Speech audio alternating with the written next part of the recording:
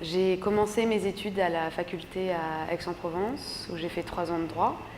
Je suis partie en Master 1 à Stockholm, dans le cadre d'un échange Erasmus. Puis j'ai décidé de refaire un Master 1 en droit social à Lyon 3, pour finir ensuite le DPRT à Montpellier, dans le cadre de mon Master 2. Et aujourd'hui, depuis que je suis diplômée, je suis juriste au sein d'un groupe qui s'appelle Aperam.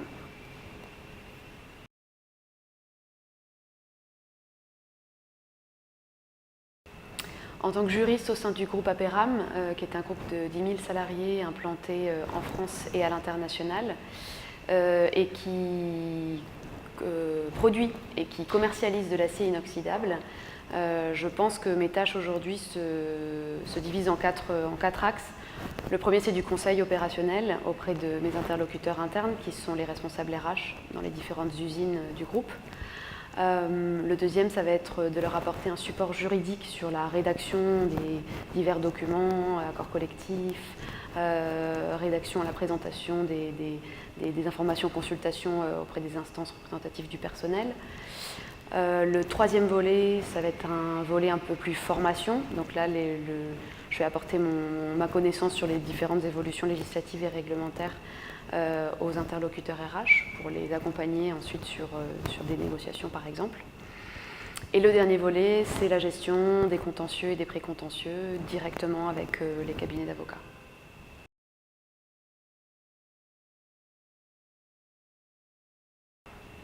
La direction juridique a mis en place un programme qui s'appelle Excellence in Legal en 2014.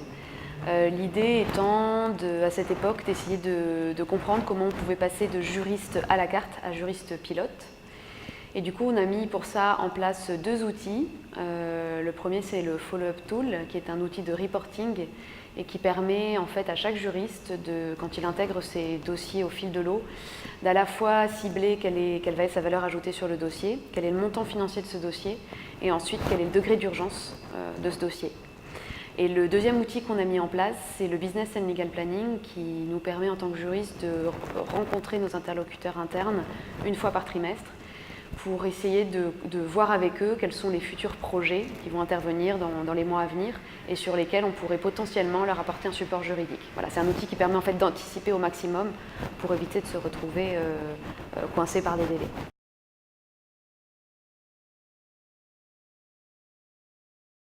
Pour moi, le Master de DPRT, son principal atout, c'est son aspect pratique et notamment la chance qu'on a eue d'avoir des intervenants professionnels, des avocats, des juristes.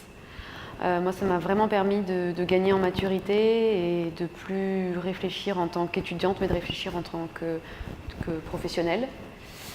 Donc je pense que s'il y a un atout à ce master, c'est véritablement les rencontres que j'ai pu faire.